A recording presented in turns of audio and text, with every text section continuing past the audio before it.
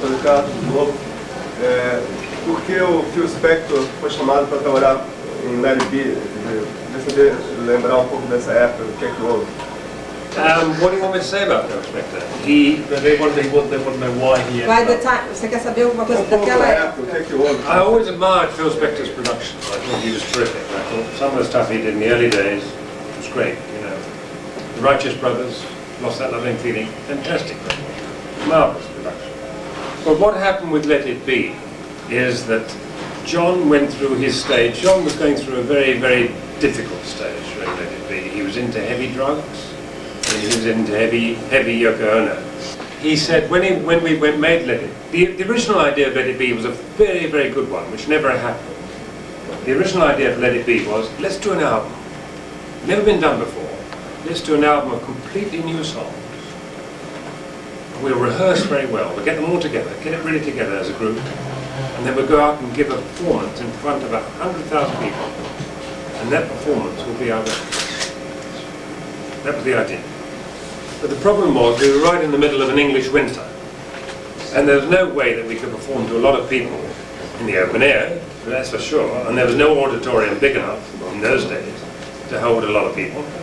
We thought of going to make the album in California, but if we did that we would have lost money to the unions over there. And we even actually considered going to Morocco and taking fans with us. I mean, we had some crazy ideas. But all along with this, the Beatles were having rows. They were fighting amongst each other. I mean, there was one actual time, one day, when John and George actually hit each other. John's demands with Yoko, when Yoko was ill, he insisted on bringing her into the studio, and she lay there in her bed, in the studio, while we were making a record. So it was a pretty crazy time. Anyway, we started making the album, and John said, I don't want any of your production stuff here. I want this to be an honest album. He didn't want me to do a pepper. He wanted it to be an honest album. I said, what do you mean by an honest album? He said it will be a live album. We perform the thing properly as a group, and you record it, right? And he says, that's what we do. We don't edit it, we don't overdub vocals, we don't add any instruments, we don't have any of your crazy effects. We make an honest album. I said, okay, if that's the way you want it, that's what we'll do. So we started recording. And of course, they'd become so used to our production techniques that they really didn't do a very good job. So that every track we did, there was something that wasn't quite right. Maybe it was a bass note, maybe it was a voice, maybe it was a guitar chord. There was always one take that wasn't quite perfect. In the old days, we'd just say, well, that's okay, it's a good take, we'll fix that bit. But no, I couldn't do that. So, that was how the album came to be made.